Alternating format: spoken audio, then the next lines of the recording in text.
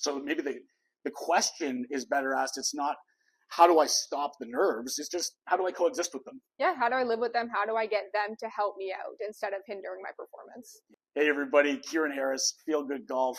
I have a really special guest today. This is really exciting. For the last year or so, I've been working with a great mental performance consultant who has helped me so much in my own golf game and helped me guide my players as well with some of those great strategies. And she's here today, Jessica Sullivan. Thanks for being here. This is great. Thank you very much for having me. I'm excited. Yeah, sweet. So we came up with this collaboration idea, and we're going to just share some ideas, some common questions that Jessica gets from athletes and specifically from golfers. Maybe some fallacies that they've fallen into, but just basically ways that they can optimize their mental performance to optimize their overall performance in golf. For sure. Think about why a lot of people drink coffee in the morning, or why we try to get 7 or 8 hours of sleep, or have an energy drink or supplement in the afternoon, right? Like, you want to be alert, you want to be sharp, right? Like, all of your decisions, all of your actions originate in your brain. If it's working at its best capacity, you can also perform at your highest capacity in all parts of life. And today we're going to talk about how to do that in golf. Absolutely. Okay, so maybe the first question, and I know one you get from a lot of golfers, is I get super nervous before a round, whether it's a tournament round or a round with some people you never played with before. If you're a newer golfer, that's a big one. They get super nervous and they want to know, how do I stop this? For sure. I even get nervous when I'm playing around with my friends, so it's totally normal. One thing that I like to tell my golfers is accept those nerves. Do you want to share what I told you about the butterflies? Oh yeah, great analogy. When we were working together this year, Jessica told me about people with that analogy of people getting butterflies before the round, right? Your stomach turns a little bit, and I've never forgotten it. She said, "Hey, it's okay. You can't make the butterflies go away, but you can get them to fly in formation." Right? Which I think is a brilliantly said comment. I think at that time I shared with you, there's a story about Cam Smith, great Australian golfer who won the British Open a few years ago. And he said that on the last 2 holes, his hands were physically shaking as he's coming down the stretch, trying to close out a major championship.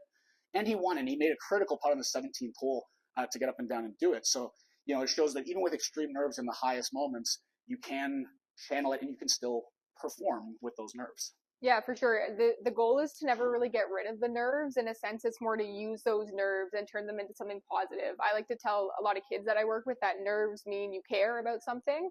And physiologically, the difference between being nervous and being excited is the exact same thing. The only difference is how you interpret it. So if you can train yourself to see those nerves as excitement and something that's going to help you perform better, then that's a really good strategy to kind of channel those into a good thing.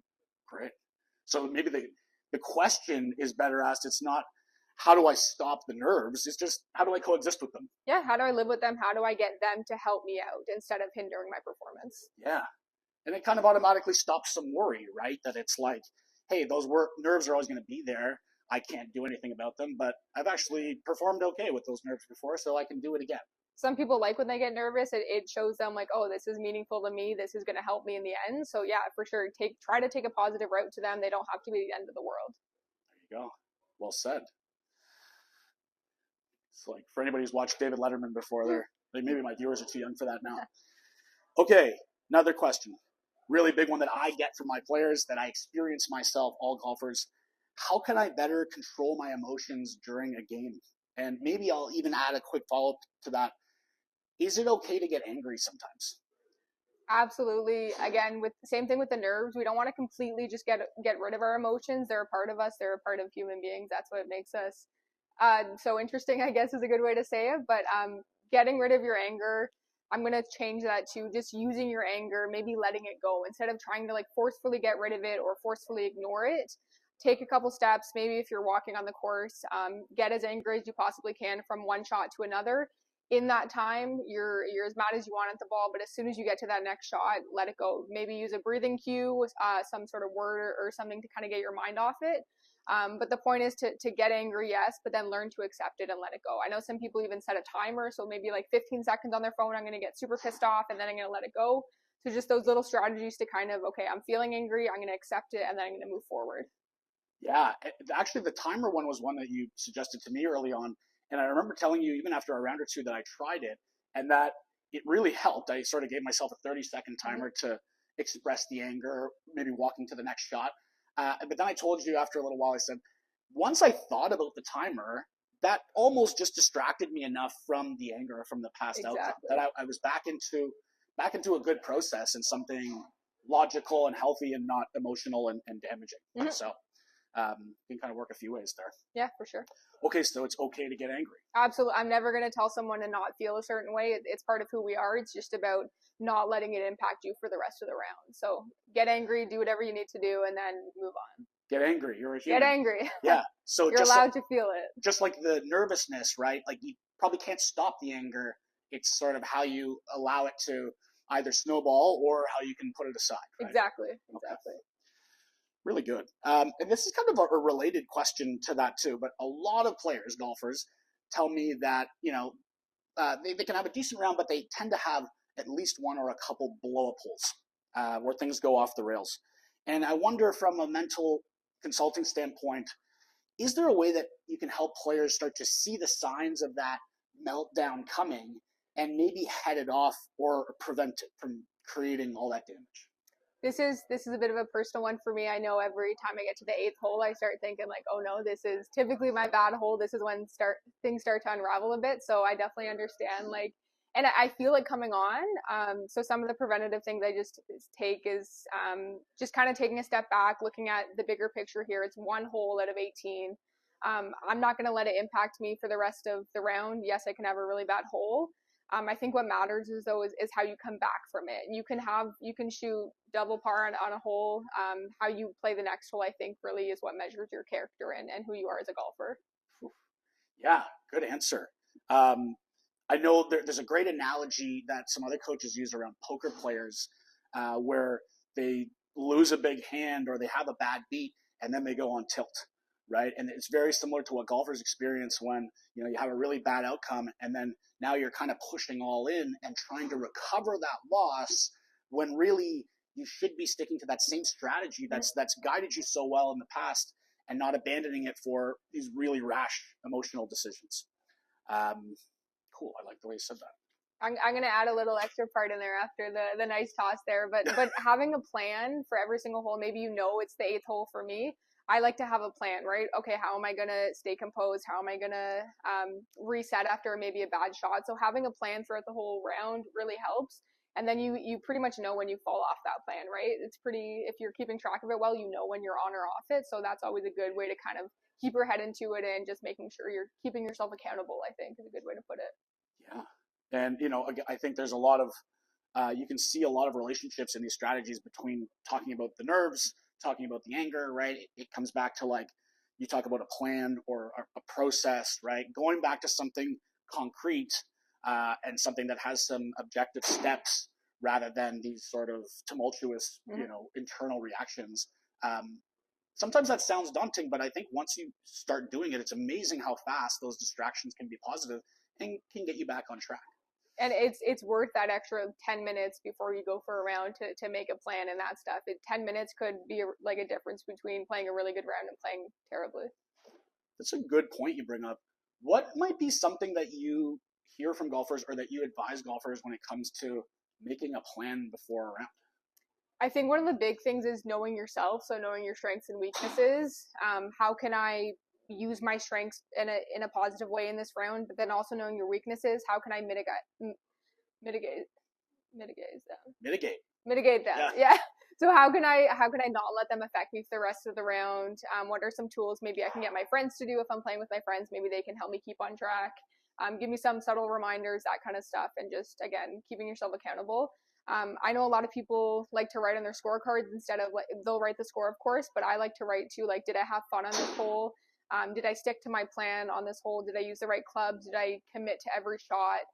Did I have the right putting line when I was putting? So that kind of stuff, again, it's small and it takes a little bit of effort, but I think the outcome in the end is much better. Yeah. I love those follow-up notes because I'm certainly, like a lot of golfers, I have been prone to emotional reactions in my life, especially as a junior golfer. It's something I continue to, work with great professionals on to help me in my own game. But, I've certainly got better at those objective, sort of more positive feedback moments for myself. And even after, sort of a bad outcome or a bad shot on the course, I'm happy that I've sort of come to a place in my golf game where I can quickly go, hey, that was a great process, or hey, that's exactly where I wanted to hit it. Yep. A bad bounce, but that's what I wanted. I think putting is a big one, right? Like the ball doesn't go in the hole very often from outside, several feet. But sometimes just going, that's exactly where I wanted to hit it, or wow, I made great contact on that. Prevents any self criticism and keeps things positive and keeps you feeling like, hey, I'm doing the right things. Right? Have you ever read Zen Putting by Joseph Parent? I own it. I have not read it yet, but yeah. Just finished it. Exactly what you said. A good putt isn't always a made putt, and I think that gets like misconstrued a lot. A good putt is, did you have the right line, did you have the right speed, and did you have the right stroke that you wanted? A good putt doesn't always have to go in. Again, that's kind of outside of some things that we can't control. So just understanding those three processes and asking yourself, did I do these? That's a good putt in my opinion. Yeah. They say you can't make the ball go in the hole. You can just put a good roll on it. Exactly. Right. Great conversation on that, and I'll sort of add to that when it comes to, are we still talking about having a bad round? We are. No. Did I throw my cue card too early? I did. I think so. I did. Okay, never mind. Sidebar. We're going to come to that in a second. My brain's working a little too fast for the camera. Okay, so these are some questions you got from golfers, from players, from athletes. What about some questions you get from coaches or from parents of athletes? And specifically, I think one of the big ones would be, what should I say to my player, my athlete, or myself after a bad round? The car ride home is definitely something a lot of kids don't look forward to, and I know parents often don't see it as a big deal, but I definitely still remember a couple car rides home that will stick with me for a while, just because some of the negative things they pointed out. I think one of the big things is to let your kid be angry and let them be upset after a bad match. You don't want to minimize their feelings. Like, yeah, you had a crap round. Like, we'll accept that. It's done. What can we do next time to be better, right? So allow them to kind of share those feelings and talk about what they're going through, because then they're going to know that you're there for them too. They care about you and not just your performance. Another big thing is just asking them what they can do better for next time. So you hit a bad shot on 17, a bad tee shot. What are you going to do to improve it? So focus on the things they can control. Maybe it's even their mindset. What were you thinking about on that after that bad shot? How can you fix that for next time? I know my parents always asked me on the way home, like, did I have fun and did I try my best? And those always really stuck with me, because it made them show that they care about me more than the results I put up. And that really helped, I think, set a positive mindset in a relationship with my parents. Great answer. And great insight onto sort of a healthy relationship with parents of athletes. But also great feedback on how to talk to yourself on the course, right? Like, try to talk to yourself like a kind parent, like a good friend. Mm-hmm. I really like that point about, you made a specific one about, what was going on, or what were you thinking during that last tee shot, if it was sort of a bad outcome, right? And this is a big one that I do in coaching all players, and I'll ask them after a bad outcome, and I'll say, did you go through your process, right? That's the first thing I want to know, right? If they're trying something new and it's an outcome they're trying to avoid, I want to know that they had the right thoughts. And if they say, yeah, I went through the right process, then I go, okay, well, it was just an execution error, right? Mm-hmm. And that's going to happen more than 90% of the time in golf. Golf is, it's not about perfect. It's sort of little small misses, even when the shot's good. So I really want players to let themselves off the hook for the execution errors. Those are going to happen. Those are unavoidable. But the process ones are much more in your control. Absolutely. And if somebody says, you know what, I forgot my process, then it's like, hey, that's how you evaluate yourself. And it's like, hey, maybe if I had just gone through my process on that, the outcome could have been different. For sure. And I think that's also a good step in building awareness, right? So we all know the story, a kid comes home from school, what'd you learn today? Nothing, right? Because they're not actively thinking about what they're learning. But to your point, when you ask them, what were you thinking about? That kind of like encourages them a bit more to think like, hey, maybe I wasn't thinking about the right thing. Maybe I was thinking about dinner or something like that, right? So yeah. It just encourages them to be more aware, which is always a good first step. Yeah. It amazes me how often I check in with my athletes in a coaching session or in an on-course session and ask them what they're thinking after I have, I'm like really drilling in and reiterating our process and what our, key simple thoughts are. And it's amazing the things that they say back to me when I ask them, that they're thinking about a whole host of other things that they think are helpful, but, might be clogging the machine a little bit or just off track or distracted from what they should be doing. So bringing them back down to that focus point is important. It's hard. It's a long game, but to be able to have a coach or even a friend that kind of just like remind you like, hey, what are you thinking about is always a good step. Yeah. And to that point too about having, what to say after a bad round. One of the best examples of this is a former mentor and boss of mine, Henry Brunton, who just got inducted into the Canadian Golf Hall of Fame.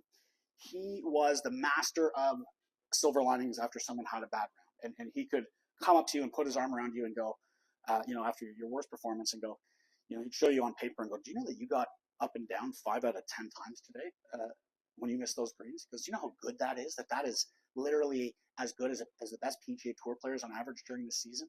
You know how good of a chipper you are, and hey, just imagine the opportunity you have if you could hit a few more greens in that next round, how things are going to come together.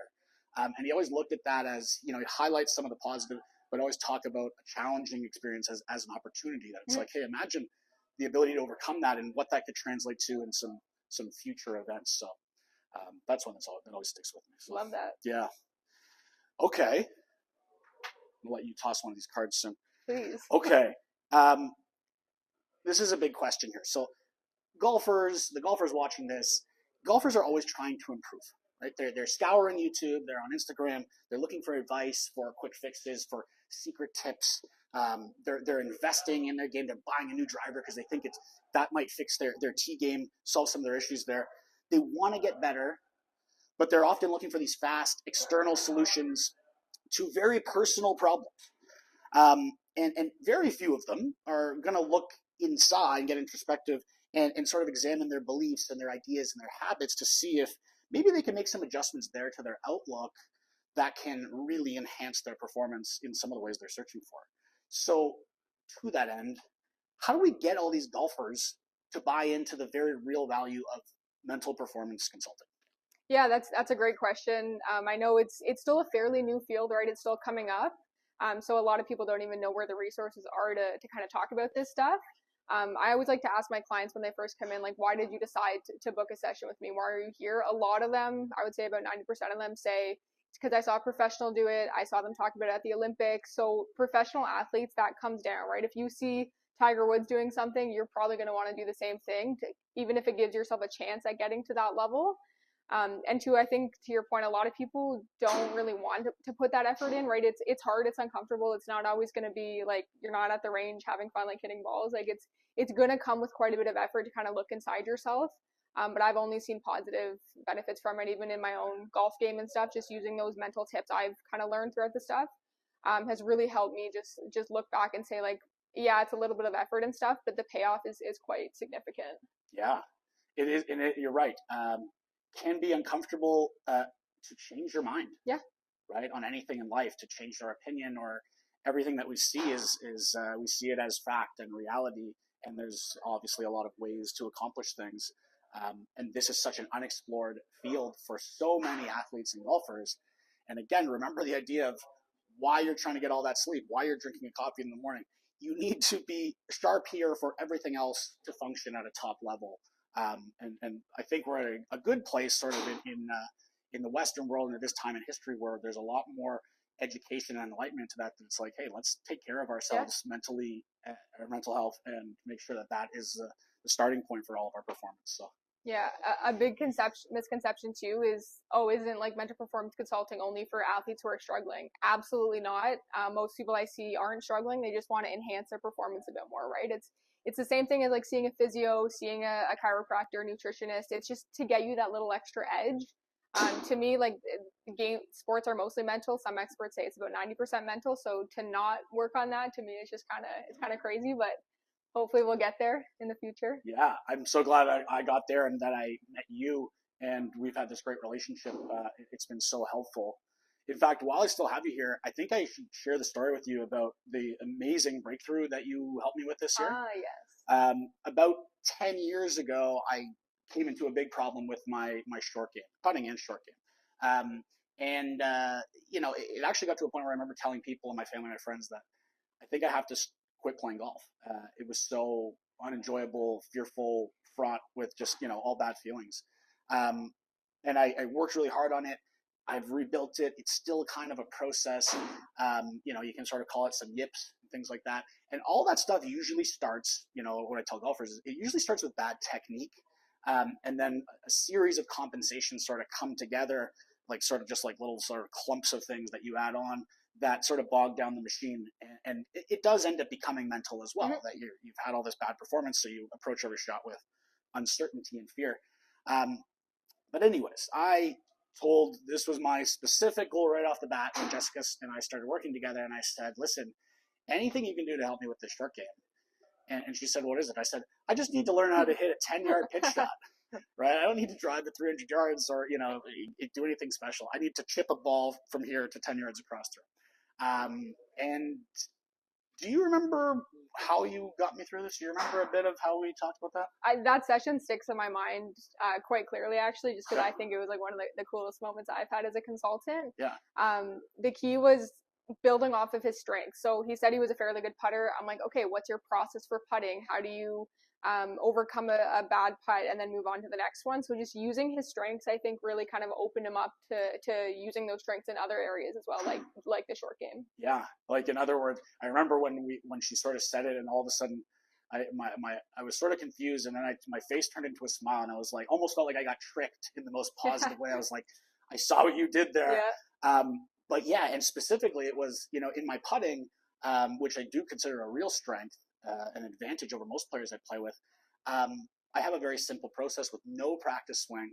I really just take a couple of long looks at the hole and then hit it, much like just sort of a field-based, like playing catch activity, and that's always translated into good results. Whereas in the short game, I would have these, several practice swings and thinking about technique and thinking about the flight and all this stuff. And it was very different from hitting a putt when really the length of shot wasn't much different. And there's a lot of similarities between, sort of the soft touch required in putting in the short game. So just literally, sort of showed me that I already sort of had the answer inside, which, that's what I want a lot of you to glean from this, is that you have a lot of those answers inside, and you get to work with these great coaches who, through some guided self-discovery, can pull them out of you. That's what I think all of us as coaches are hoping we can do with players. But that was a sort of a breakthrough moment in my life that I'll never forget, and I still thank you to this day for helping me overcome something that's been an enormous challenge, and now it's a lot of fun. So wow, look at that mindset shift. Yeah, mindset shift. Yeah, I enjoy it now. Exactly. No more fear. I think that's all the questions that I have. Do you have anything that you want to add before we sign off today? Just wanted to share the importance of the mental side of the game, right? I got into this field because I struggled immensely when I was younger. I was a softball player growing up. When I struck out or when I made an error, like, it was lights out. Like, everyone was so afraid of going in the dugout. What's Jess going to do, right? So my own struggles and my lack of, I guess, self-understanding of what I was doing to others really kind of drove me to this field. And I just want to help as many athletes as I can with something I struggled with. I want to be the person I think I needed when I was younger. So hopefully I'm doing that. I think you are. I think your career will only continue to get better, and you'll help a lot of players doing that. So here, do me a favor. Just frisbee that at the audience for me. Nice. Again, Kieran Harris, Feel Good Golf. Jessica Sullivan, mental performance consultant. Thanks for watching. We hope this was helpful, and we'll probably do it again soon. Hopefully. Thank you very much, guys. See ya. That was fun. Nice job. That was fun.